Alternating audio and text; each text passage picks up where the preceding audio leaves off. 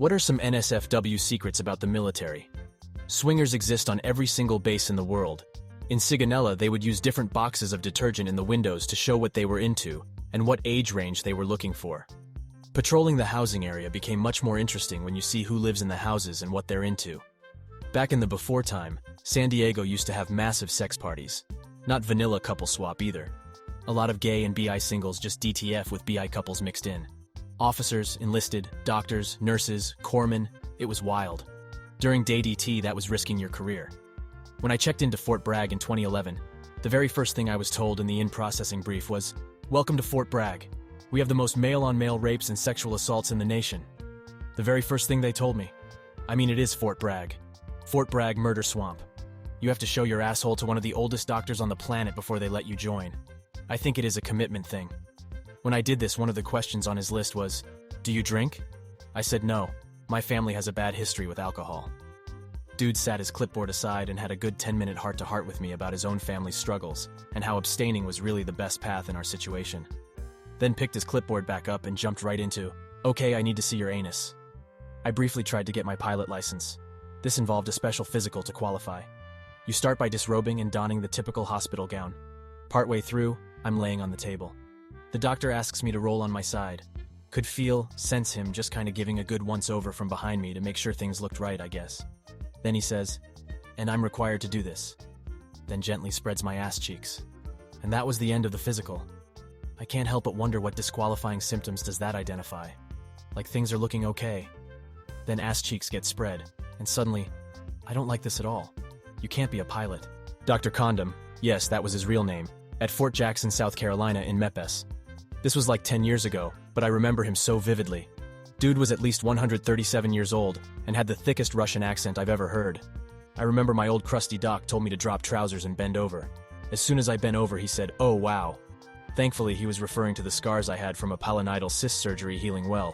But for a moment, I was petrified thinking I had a brown booger hanging from my butt bush. Apparently, straight Marines do gayer shit than people who are actually gay.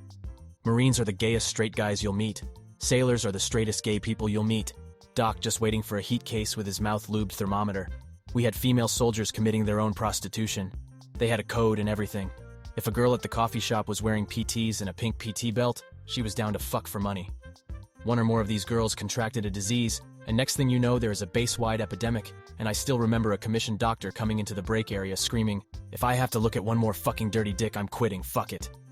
This is very common in the Navy on cruises. Women would sell if off during the cruise, making bank the whole time. Had a buddy who knew one who got caught as she was crossing the quarterdeck, and another female had snitched on her, and they checked her bags as she left the ship for contraband.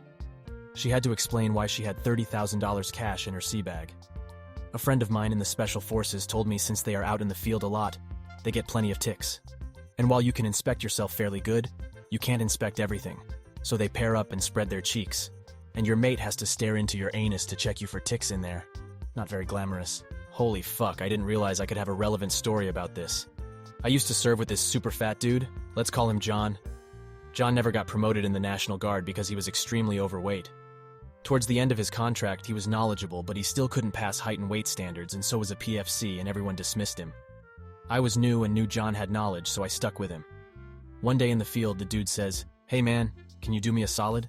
And then proceeded an event in which he pulled down half his trousers and spread his fat ass a bit while I checked for ticks, in the dark, with a flashlight. So like I really had to look. Was it a mole? Dirt?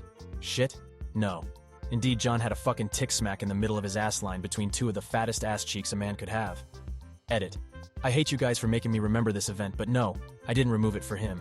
I think either another dude did with a knife, or John himself contorted his fat self into somehow removing the tick from the inside of his ass crack. We didn't have a medic on the team to remove it.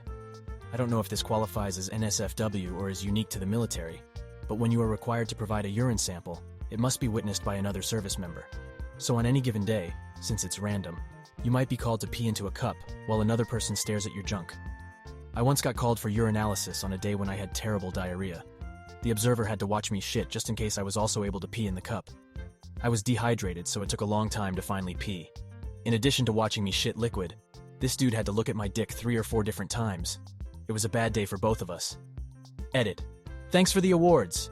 Never thought my top comment would be about shitting during urinalysis. I always laughed at how random piss tests were. Always seemed that anyone coming back off of leave got randomly selected. I remember I came back from visiting my family in Colorado and got selected. No big deal as I didn't do any drugs, but the guy watching me was making small talk and said, "Man, it's pretty cold in here, huh?"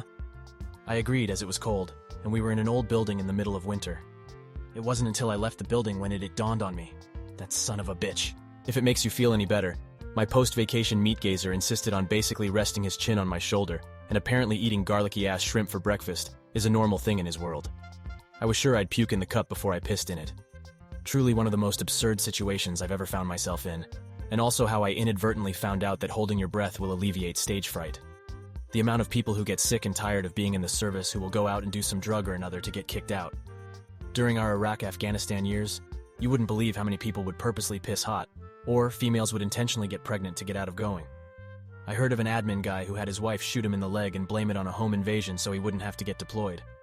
The amount of unreported injuries to doctor or to command, thus leading to lifelong issues. On the other hand, if you do go to doctor about an issue, you'll be berated and told you are lying about an issue to get out of duty PT. Was ignored and told I was lying about back sciatic issues for months by doctor.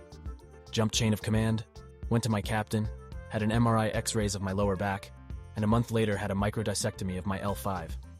Damage was done, medically ineligible to re-enlist 7 years later, and have to get a spinal fusion due to severe disc degeneration and chronic sciatic pain and permanent nerve damage. The amount of waste, fraud, and abuse is exponentially more than you think. It still blows my mind that we just shoot all our extra ammo at the end of range day to make sure we get the same amount of ammo next time. Billions have probably been wasted on that. And that's a small thing. The whole, we need to use X up so we don't get shorted when we need it next time, is such an insane level of bad management. And it happens fucking everywhere. That's how my marketing and travel budgets have been run. It's end of year, and we have $20K to blow. What work travel can you justify? The rest of the time, you're having to jump through 1,000 hoops to visit a customer who specifically requested it to talk about a problem they have that they think you could make. Money solving.